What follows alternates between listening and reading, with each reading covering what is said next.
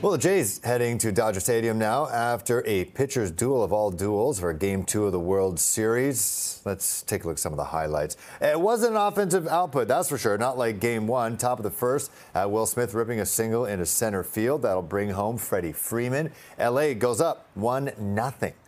Toronto, though, does respond. Third inning now, Alejandro Kirk, high drive to center field for the sacrifice fly. George Springer, who got hit again in this game. He's going to be bruised all over the place after these playoffs. He ties the game up. However, jump to the seventh. Will Smith, see ya. He's getting jiggy with it. Solo bomb. It is 2-1 Dodgers. Same inning, Max Muncy, the second solo shot. Kevin Gausman pulled. Varland in. Didn't fare any better. Dodgers, they win in the end, 5-1. The headline, though, was the pitcher's duel with Yoshinobu Yamamoto coming out on top. His second straight complete game in these playoffs. The series now switches to L.A. for Game 3 tomorrow night at 8. As I mentioned, Game 3 goes down tomorrow. Andrew Zuber, co-host of the Less Than Jays podcast, checking in, seeing how he's doing. You definitely seem like a numbers guy. There's brains behind you there. I don't know. I was at the game. The vibe's definitely not as good as Game 1. Obviously, the offensive explosion that we saw, really the game plan that every analyst I spoke to said was played to a T in Game 1. You deal with the starter, you bring in the Dodger relievers who aren't exactly elite, and then you take advantage. Yesterday, there was no chance for this Blue Jays lineup to see any Dodger relief. Yeah, in theory, the make the starter work and throw a bunch of pitches and really grind them out. It's a great strategy until, of course, you run into somebody like Yamamoto, who is only throwing strikes and is attacking the zone with every pitch he throws, has one of the best curveballs you'll see in the whole league, and is able to sort of change his pitch shape from that 92, 93 mile an hour splitter to a 97 mile an hour fastball.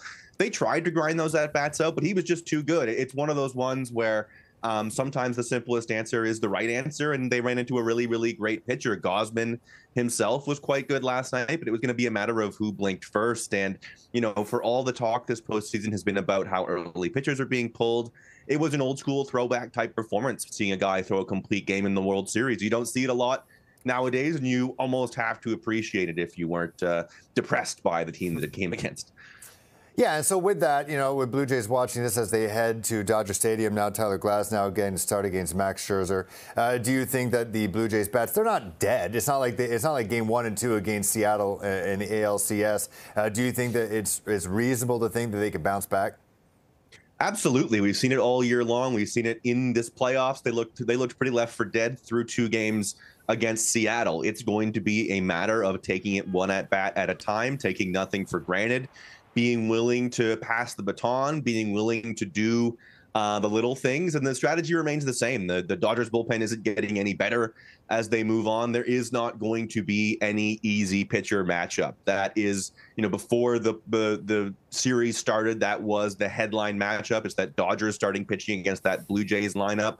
They come into this, they're averaging 7 runs a game, the Blue Jays are. It's just that the Dodgers are the best pitching rotation. It's going to come down to, can Max Scherzer match what Tyler Glasnow does? That's going to be the big question. We saw him cowboy up one last time against the Mariners in Game 4 in the ALCS. Does he have one bullet left in the chamber for his old friends in Los Angeles? It's going to be dramatic, but it's going to be pretty tough and a big test for him. Maybe one last time in his career can he saddle up and ride against a great baseball team in a huge spot.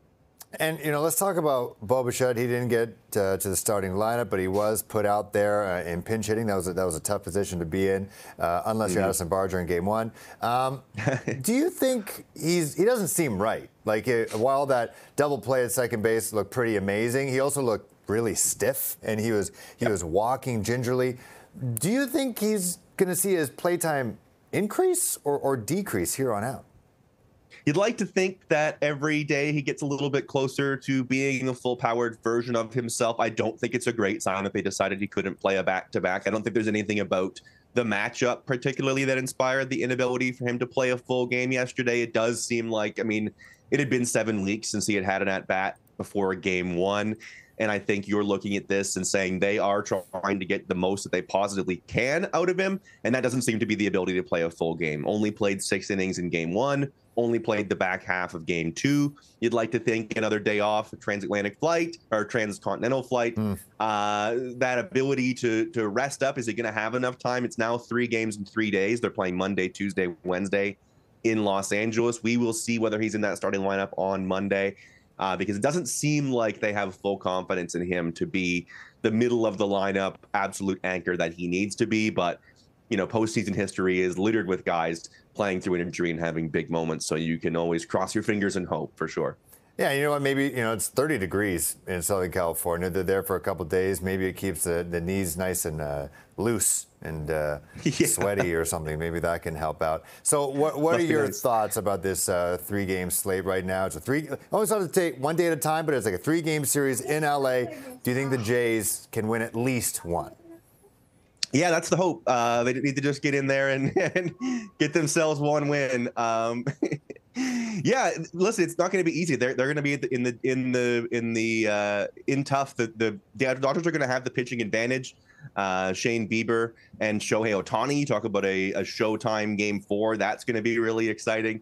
They're going to have the bats to do it. It's going to be the offense showing up and bringing what they need. It's going to be a tall order, but there's plenty of reason to believe. They've given us reason to believe all season long, and there's no reason to stop now. We've come this far.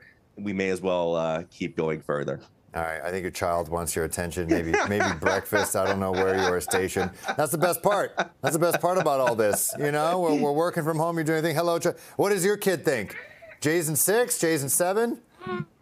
Jays in 6 or Jays in 7? Jays in 7. There we go. Jays in 7. Kids don't lie, Andrew. Kids do not lie. Absolutely right. They tell you the truth. Right.